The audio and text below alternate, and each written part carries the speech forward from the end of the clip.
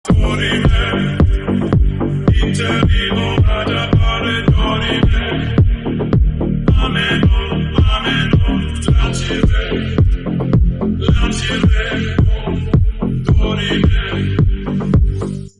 Sir, வணக்கம். வணக்கம். எப்படி இருக்கீங்க நல்லா சார்? இருக்கேம்மா. ஓகே. இன்னைக்கு வந்து நிறைய படங்கள் ரிலீஸ் ஆயிருக்கு.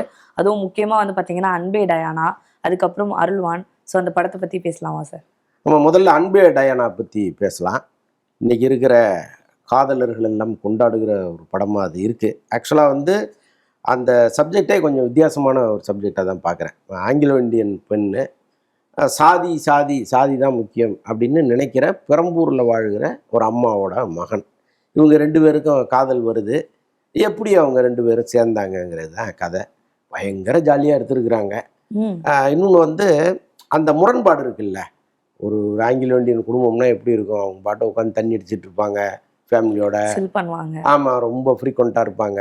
இங்கே இவங்க வந்து ஏகப்பட்ட கட்டுப்பாடுகள் அப்படி இருப்பாங்க. அந்த மாதிரி ஒரு கதை. அதில் வந்து எப்படி ரெண்டு குடும்பமும் ஜெல்லாக போகுது, ஏற்கனவே அவங்களுக்குள்ள ஒரு பகை இருக்கும். இதெல்லாம் வந்து மிங்கிள் பண்ணி ரொம்ப அழகாக ஒரு படத்தை எடுத்திருக்காங்க. முதல் பாதி வந்து சொல்லும்படியாக இல்லை. ஒரு பொறுமையோடு காத்திருக்கிற ஜனங்களுக்கு ரெண்டாம் பாதி வந்து ரொம்ப ஒரு சூப்பரான படமாக வந்திருக்கு. அந்த பொறுமை காத்து அவங்க இருக்கணும். இன்ட்ரோலோட வந்து என்னடா அது இப்படி இருக்க படம் அப்படின்னு நினச்சிடக்கூடாது. அதுக்காக நான் சொல்கிறேன். செகண்ட் ஹாஃப் வெயிட் பண்ணி பார்த்தாங்கன்னா ரொம்ப கலகலப்பாக ஜாலியாக சூப்பராக ஒரு படத்தை பார்த்து மனநிறைவோட வெளியில் வரலாம். முக்கியமாக அந்த படத்தில் நடித்த சேத்தனை சொல்லணும். ஆக்சுவலாக பல படங்களில் ஒரு வில்லனெல்லாம் வந்திருக்காரு. விடுதலையெல்லாம் பார்த்தீங்கன்னா வெளியில் பார்த்தீங்கன்னா அடிச்சுடுவீங்க நீங்கள், அப்படி ஒரு ரோல் பண்ணியிருப்பார். ஆனால் இந்த படத்தில் அவ்வளவு கலகலப்பாக ஒரு ரோல் பண்ணியிருக்கிறாரு. ரொம்ப ஒரு ஒரு அப்பா மகனுக்கான அந்த ரிலேஷன்ஷிப் இருக்குல்ல, அது அப்படி தான் இருக்கணும்னு நினைக்கிற அளவுக்கு அந்த கேரக்டர் ரெண்டு பேருமே பண்ணியிருக்காங்க. ரொம்ப ஃப்ரெண்ட்லியாக இருப்பாங்க. லவ் எல்லாம் பற்றி பேசுகிற அளவுக்கு ரொம்ப ஃப்ரெண்ட்லியாக இருப்பாங்க.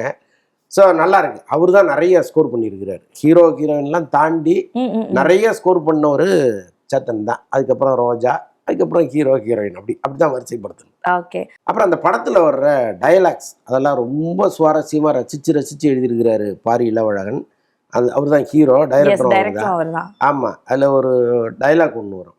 அவங்க அம்மா வந்து மாவு கடை வச்சுருப்பாங்க. நான் ரொம்ப கஷ்டப்பட்டப்ப என்னுடைய சொந்தக்காரங்க தான், என்னுடைய ஜாதிக்காரங்க தான் எனக்கு இந்த மாவு கடையை வச்சு கொடுத்தாங்க, இன்றைக்கி அதனால தான் நம்மலாம் நல்லா இருக்கோம் அப்படின்னு அவங்க சொல்லுவாங்க. அப்போ அவர் சொல்லுவார், வச்சு கொடுத்துன்னா உங்கள் ஜாதிக்காரங்களா இருக்கலாம், ஆனால் அந்த மாவை வாங்கினவங்க எல்லாருமே உங்கள் ஜாதிக்காரங்களான்னு ஒரு கேள்வி கேட்பார். பயங்கர தியேட்டரில் கைத்தட்டல். ஸோ அது மாதிரி டயலாக்லாம் ரொம்ப நுணுக்கமாக அழகாக எழுதியிருக்காங்க. ஓகே. அண்ட் நீங்கள் சொன்ன அந்த பாரி இளவழகன் ஆல்ரெடி ஜமா படம் டைரக்ட் பண்ணி நடிச்சிருப்பாரு. ஸோ அந்த படம் வந்து தியேட்டராக ரிலீஸ் ஆனதுக்கப்புறம் வந்து பெருசாக வந்து மக்களுடைய வரவேற்பு இல்லை. அது எப்போ ஓடிடியில் ரிலீஸ் ஆச்சோ அப்போதான் வந்து அந்த படத்தை பற்றி நிறைய பேசப்பட்டுச்சு. அண்ட் இந்த படம் பார்த்தீங்கன்னா தியேட்டரில் ரிலீஸ் ஆன உடனே இன்னைக்கே வந்து பிளாக் பஸ்டர் மாதிரி நிறைய பேசிட்டு இருக்காங்க.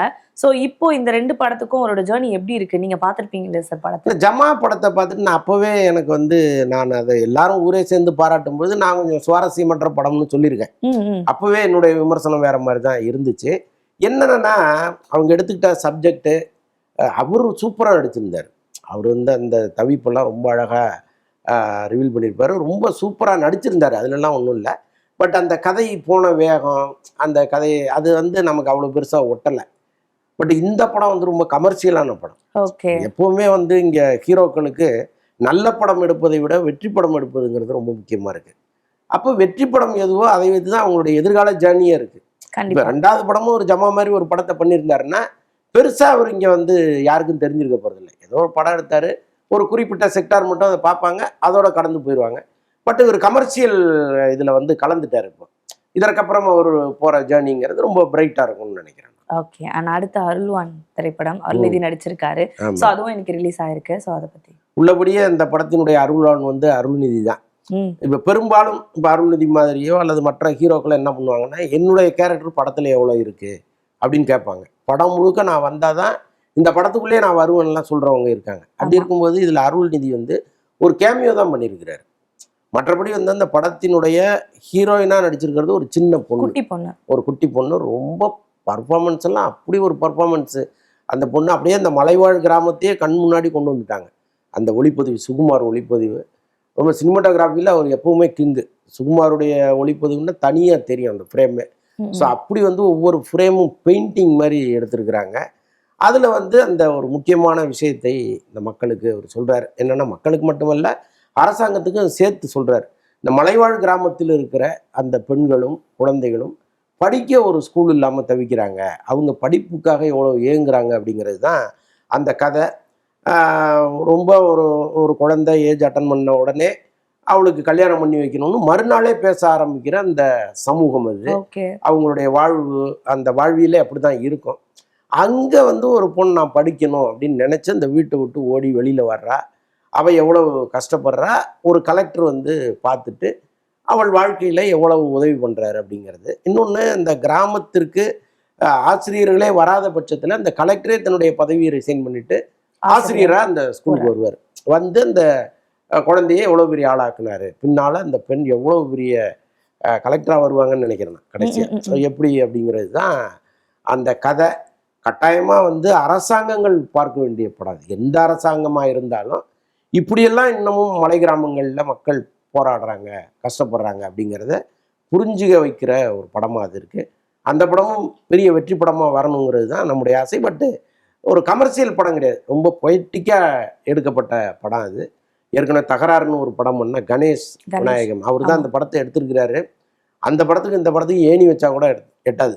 நடுவில் தேன்னு ஒரு படம் பண்ணார், அது ரொம்ப பெரிய விருதுகளை எல்லாம் வாங்கின படம் அது. அதுக்கு வந்து பெரிய பாராட்டுகள். கண்டிப்பாக கிட்டத்தட்ட அதே மாதிரி ஒரு படத்தை எடுத்திருக்கிறாரு. அவருக்கு வாழ்த்துக்கள் சொல்லணும். Okay okay sir.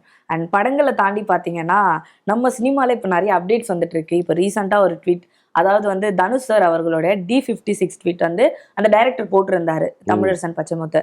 அங்கே வந்து ஒருத்தவங்க கேள்வி கேட்டிருந்தாங்க படத்தோட அப்டேட் பற்றி. அவர் என்ன சொல்லியிருந்தாருன்னா, D55க்கு அப்புறம் தான் வந்து நான் இந்த படத்தோட காஸ்டியூம் டிசைனர் அப்டேட் கூட சொல்ல முடியும் அப்படின்ற மாதிரி சொல்லியிருக்காரு. ஸோ இந்த ட்விட்டை பற்றி என்ன நினைக்கிறீங்க? எப்படி ரசிகர்களுடைய ஆர்வம். இப்போ தனுஷ் வந்து ஓம்னு ஒரு படம் நடிச்சிட்டு இருக்கிறாரு. இதற்கு அடுத்த படம் தான் லப்பர் பந்து டைரக்டர் பண்ற படம் தமிழரசன் பச்சைமுத்து. அவங்களுக்கு என்னன்னா அந்த பொறுமை கிடையாது.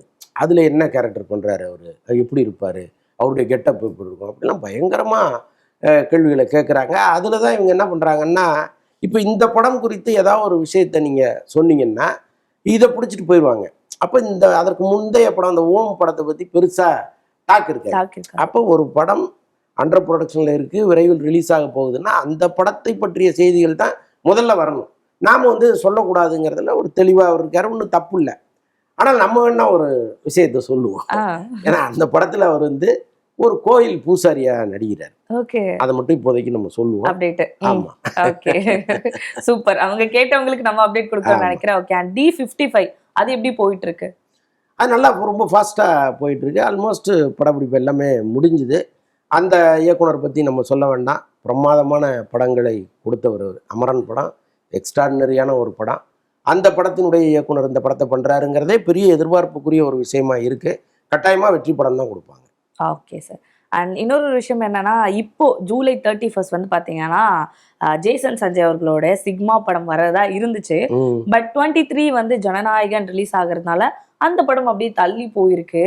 ஸோ இதை பற்றி சொல்ல முடியுமா? ஏன்னா அவர் வந்து ஒரு இன்டர்வியூவில் சொல்லியிருக்காரு, லைக் வந்து என்னோட பேரண்ட்ஸும் இதுக்கு சப்போர்ட் பண்ணாங்க, அவங்க சப்போர்ட் பண்ணதுக்கு அப்புறம் தான் பேரண்ட்ஸ், என் தங்கச்சி அவங்களோட சப்போர்ட்டிங்க்கு அப்புறம் தான் வந்து நான் சினிமாக்குள்ளேயே வந்தேன் அப்படின்ற மாதிரி சொல்லியிருக்காரு. ஸோ எதனால பட் தள்ளி போச்சு? ஏன்னா ஆல்ரெடி அவர் டேட்டு அனௌன்ஸ் பண்ணியிருந்தாரு, ஜூலை 31 தான்ட்டு. ஸோ அதை பற்றி அந்த தகவலை சொல்றதுக்கு முன்னாடி இன்னொரு நல்ல தகவலையும் சொல்லிவிடுவோம். விரைவில் அவர் ஹீரோவா அறிமுகமாக போறாரு. ஓகே, ஆமா. ஆரம்பத்திலேயே வந்து சுதா கொங்கரா அவரை ஹீரோ வச்சு ஒரு படம் பண்ணணும்னு ரொம்ப ஆசைப்பட்டாங்க. நேரா விஜய் போய் சந்திக்கும் பொழுது அவர் என்ன நினைச்சாரு, நமக்கு தான் கதை சொல்ல வந்திருக்காங்கன்னு நினைக்கும் போது, சார் இல்லை சார், உங்களுக்கு கதை சொல்ல வரல, உங்கள் பையனுக்கு சொல்ல வந்திருக்கேன், அவரை வர சொல்லுங்க அப்படின்னோடனே அவர் வந்து, இல்லை மேடம், எனக்கு நடிக்கிற ஆசையே கிடையாது, நான் டைரக்டர் ஆகணுங்கிறது தான் என்னுடைய விருப்பம் அப்படின்னு அதை மறுத்தார். இல்லைன்னா அவர் என்னைக்கோ ஹீரோ இருக்க வேண்டியவர். அதற்கப்புறம் அவருடைய முயற்சியில் இப்போ அவர் சொன்ன மாதிரி அவங்க அப்பா அம்மா ஆசீர்வாதத்தோடு தங்கச்சியினுடைய வழிகாட்டுதலோட வந்துட்டார்.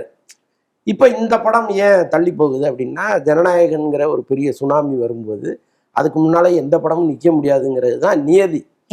அப்போ பையனா இருந்தா என்ன, அப்பாவா இருந்தா என்ன, யாரா இருந்தாலும் தள்ளி போகணும் இல்லையா? ஸோ அதனால வந்து அந்த படத்தை தள்ளி ரிலீஸ் பண்றாங்க. இன்னொன்று வந்து இப்போ இது போன்ற படங்கள் எல்லாமே பெரிய படங்களோடு மோதுவதுங்கிறது வந்து எப்பவுமே சரியா இருக்காது. ஏன்னா விஜயினுடைய கோடிக்கணக்கான ரசிகர்கள் அன்னைக்கு தியேட்டர் வாசல்ல வந்து நின்று அது எத்தனை நாள் இந்த படத்தை ஓட வைக்க போகிறாங்கன்னு தெரியல, மிகப்பெரிய கொண்டாட்டமாக இருக்கும். அப்போ நீங்கள் எவ்வளவு நல்ல படங்கள் எவ்வளவு சூப்பரான படங்கள் வந்தால் கூட இங்கே எடுபடாது. அப்படி இருக்கும்போது அந்த படத்தை தயாரித்த லைக்கா நிறுவனம் நம்ம கொஞ்சம் தள்ளி வந்துடலாம், ஒன்றும் பிரச்சனை இல்லை அப்படின்னு தள்ளி போயிருக்காங்க. இதுதான் நடந்திருக்கு. மற்றபடி என்ன சொல்லணும் அந்த படத்தை பற்றி? ரொம்ப நல்லா இருக்குன்னு சொல்றாங்க. ஓகே. ஜேசன் படம். இன்னொன்னு வந்து பாத்தீங்கன்னா இமோர்டல், இந்த படமும் வந்து ஜிவி பிரகாஷ் இந்த ஆமா, மந்த் ஆமா, ரிலீஸ் ஆமா. சொல்லியிருந்தாரு. அதுவுமே தள்ளி போயிருக்கு. அவரை ஜனநாயகன் பொறுத்தளவுக்கு ஒரு விஜய் ரசிகர் வேற. ஆமா, ஜிவி பிரகாஷ் அண்ணன் படம் அவரும் வரும்போது ட்வீட் போட்டிருந்தாரு, தலை ஆமா. வந்தா வழியை விட்டு தானே ஆகணும் அவ்வளவுதான். அப்படின்ற மாதிரி போட்டிருந்தாரு. அதனால எல்லாருக்கும் ஒரு நியதி, எனக்கு மட்டும் ஒண்ணுன்னு சொல்ல முடியாது இல்ல. அவரும் தள்ளி போறாரு, அவ்வளவுதான். ஓகே. அண்ட் பாத்தீங்கன்னா எஸ்டிஆர் அவர்கள் ம். அவர்களோட படம் அரசன் படம் எப்படி போயிட்டு இருக்கு? அப்டேட்டே காணோம், என்ன பண்ணிட்டு இருக்காரு? அப்டேட்டுங்கிறத விட அவர் இப்போ துபாயில் இருக்காருங்கிறது தான் பெரிய அப்டேட்டாக இருக்கு. ஆ, என்ன காரணம்னா ஒரு ஷெட்யூல் பிரேக் இப்போ விட்டுருக்காங்க.